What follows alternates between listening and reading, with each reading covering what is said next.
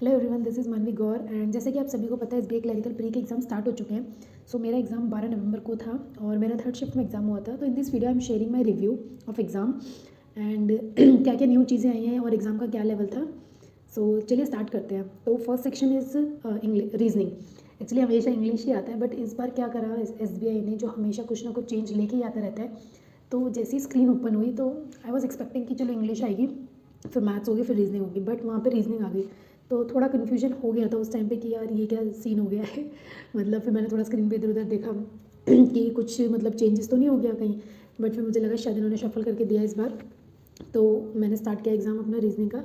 तो रीजनिंग का मेरा वही पैटर्न रहता है कि सबसे पहले मिसलेनियस कर लो, उसके बाद जितनी भी पजल्स हैं उसको सॉल्व कर लो, ठीक है। तो मिसलेनियस मिस लॉग्स थे इनइक्वालिटी, दैट वाज इजी। तो वो मैंने कर लिए थे, तो उनमें कोई प्रॉब्लम नहीं थी।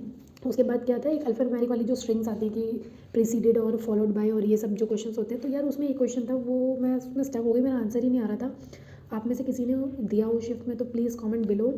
उसमें ये क्वेश्चन था कि इट मतलब some numbers in the right और उसके कुछ राइट में, इस तरह से था। मतलब सिंपल ही क्वेश्चन था यार, तो पता नहीं मेरा आंसर ही नहीं मैच कर रहा था।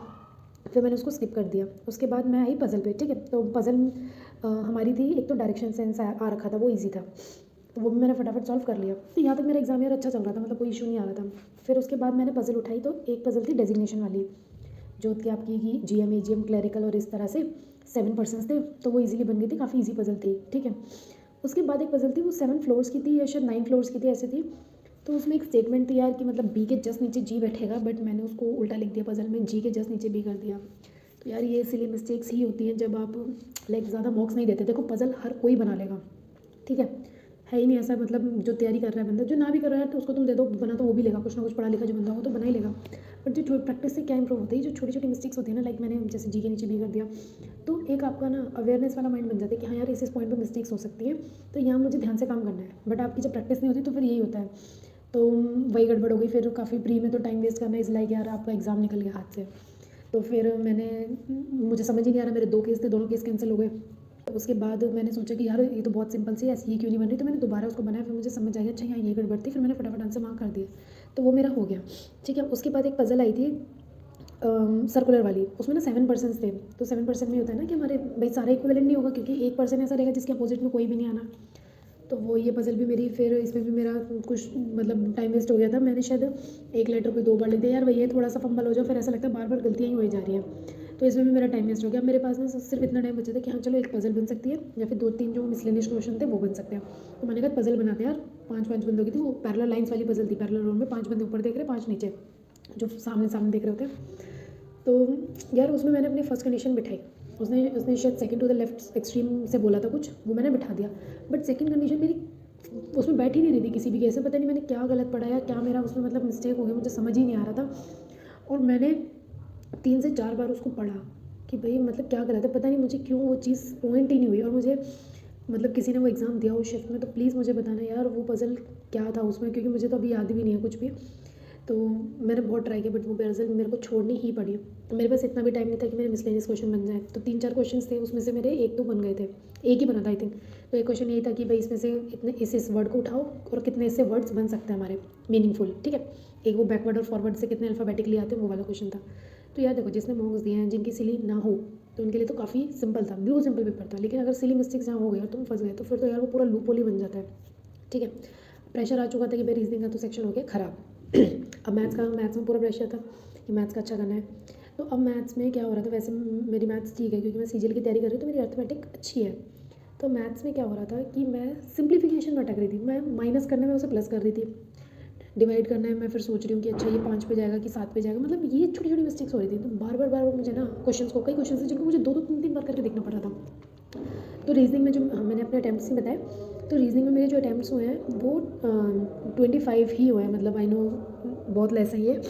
तो फिर मैथ्स मेरा मतलब मैथ्स भी यार फिर वही बहुत ज़्यादा स्पीड नहीं बन पाई मेरी, तो मेरे 30 ही क्वेश्चन बने, मतलब मैं आई वॉज एक्सपेक्टिंग मैं 35 कर दूँगी, बट नहीं हो पाया। फिर उसके बाद इंग्लिश आया। हाँ, तो मैथ्स का जो लेवल था वो ठीक था, सिंपल था यार। और एक डीआई आई थी, डीआई वो थी कि कुछ ईयर्स दिए थे और उसमें 3 ABC ऐसे नाम था, और वो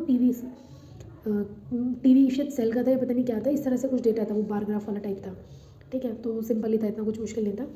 उसके बाद इंग्लिश में क्या था कि यार जो वोकैब थी ना वो थोड़ी स्पेसिफिक पूछ रखी थी, मतलब जैसे एक उन्होंने फ्रेज़ दे दिया, फिर ये पूछा था कि नो रिप्लेसमेंट है या इनमें से कौन सा आएगा। तो मुझे तो थोड़ा कन्फ्यूजन लग रहा था, तो 3 क्वेश्चन थे, उनमें मुझे काफ़ी कन्फ्यूजन लगा, तो मैंने एक छोड़ दिया था, बाकी 2 मैंने अटेम्प्ट कर लिए थे। उसके बाद के जो क्वेश्चन थे वो सारे ईजी थे, मतलब एरर फाइंडिंग ईजी लग रहा था। रिप्लेसमेंट वाले आए थे कि भाई 1 को 2 से 1 2 को रिप्लेस करना है तो सही सेंटेंस में बैठेगा, वो ईजी था, ठीक है। फिर तो मेरा यही पैटर्न रहता है कि पहले मैं मिसलेनियस करती हूँ, पैसेज और PQRS मेरा लास्ट में रहता है।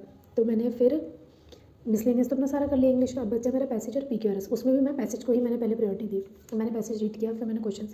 मुझे एक क्वेश्चन था यार वो काफ़ी कन्फ्यूजिंग लग रहा था कि मतलब वही यार, मुझे ऐसा लग रहा था कि यार मेरी प्रैक्टिस बहुत कम गई है इस बार के एग्ज़ाम में, कि मतलब मुझे प्री का एग्ज़ाम इतना हैवी लग रहा था। तो और मैंने रिव्यू देखे सब यार ईजी था, मतलब वैसे मुझे पता है यार वो एग्ज़ाम ईजी था, बट वही है ना, प्रैक्टिस नहीं थी तो वो बिल्कुल फ्लो ही ब्रेक हो जाता है आपका। तो मैंने कई बार क्वेश्चन पढ़ा था, मैंने कहा चलो इसको छोड़ते पहले आगे का करते हैं, तो मैंने आगे किया, वो ईजी था, वो अटेम्प्ट हो गया। बट ये क्वेश्चन मुझे ना काफ़ी वो नहीं होता कि यार ये भी सही लग रहा है, ये भी सही लग रहा है, तो बट 100% कोई सा भी सही नहीं लग रहा, तो उसमें नन वाला ऑप्शन भी था कि none of the given option, तो शायद मैंने वही लगा दिया था, तो मुझे इसमें डाउट है, मुझे लग रहा है मेरा गलत ना हो जाए, मुझे लग रहा है शायद गलत ही हो जाएगा। तो उसके बाद मैंने PQRS बनाया, PQRS मैंने फर्स्ट रीडिंग करी, मुझे खुद समझ नहीं आ रहा था, फिर मैंने सेकंड थर्ड करी तो मैं समझ आ गया यार ये तो बहुत ईजी सा है।